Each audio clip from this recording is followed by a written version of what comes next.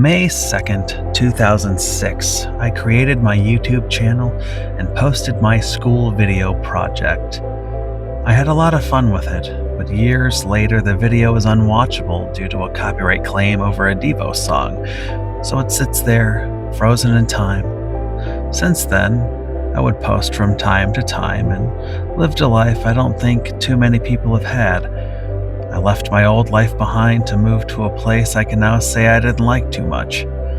I met great people where I moved to and still associate with to this day, but overall, the area was not the same as where I came from. I left the home of an abusive stepfather and got married. Those next few years had good moments as well as bad moments, culminating in me finding my sick wife dead from succumbing to her kidney disease. I finally stood up to my stepfather, helped my mother leave her bad situation, and after 13 years down south, I finally moved back up near where I grew up all those years ago. To this day, I romanticize my childhood like many others as better days. Days we didn't have to worry about anything, but whether or not we saved our game or if we have enough battery life to listen to our mixtape we made.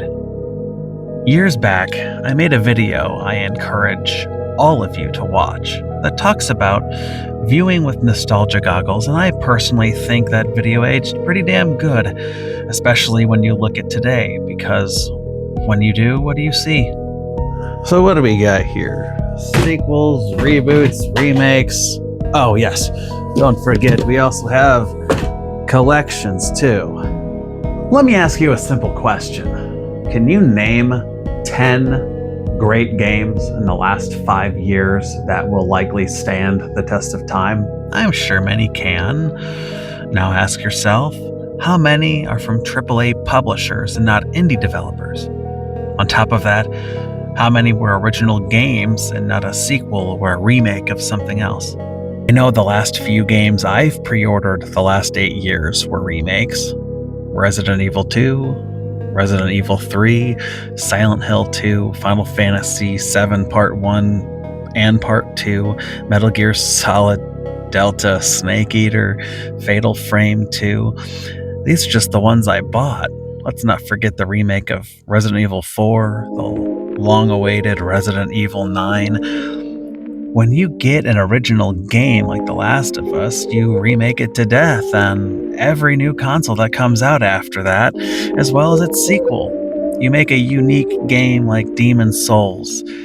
Then every game you make after that, they just call a Souls-like. Hell, other games not made by you are called that too.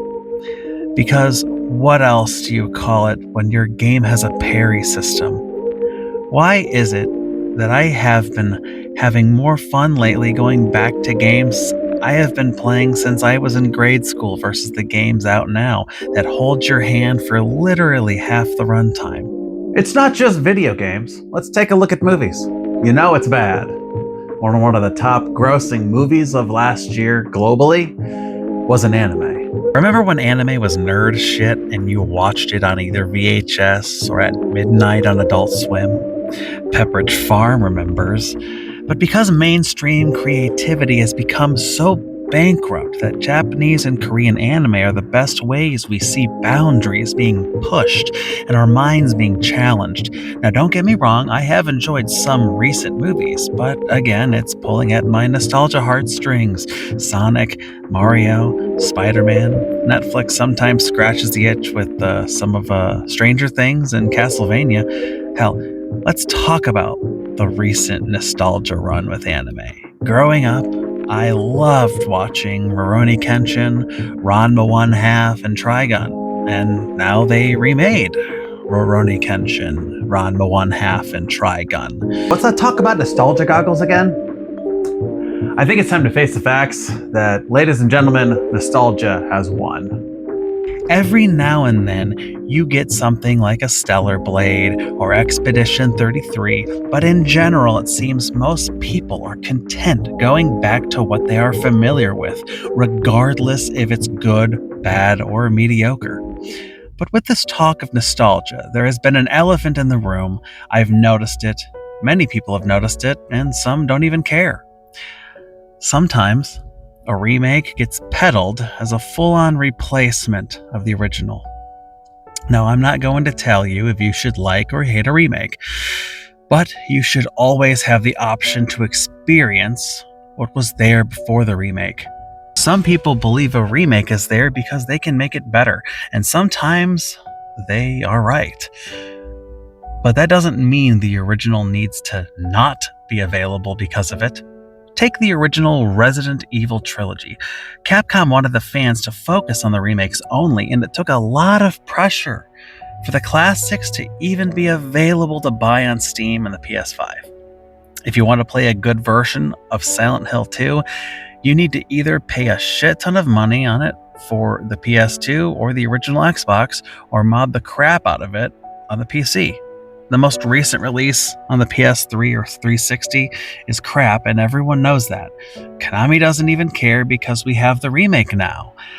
I think the remake is fine, but it should not be a replacement. In fact, I believe you should play the original before you play the remake. I'm happy we are at least getting something that's serviceable, but you are blind if you think the remake is better. There are aspects that play better, but overall, there is something off about it. Something off about this remake of Silent Hill 2, and I can't explain it. I simply recommend playing the original before playing the remake. It's crazy to think how many games over the years got the remake treatment. We're all guilty of going back to that better time. And can you blame us? For some of us, it was the best of times. Sometimes a certain image or a certain sound will take us back and help us dream more nice and wondrous things. And isn't that what we like? Is to just feel better? I want to take this moment to thank anyone who has watched any of my videos or have just stopped in to check on me over the last 20 years on this channel. It's been a long time, a lot of crazy twists and turns. Makes you wonder. 20 years is a mighty long time. Will YouTube be here in the next 20 years? Will this platform be here in the next 20 years? Will I? Only time will tell. Till next time, folks.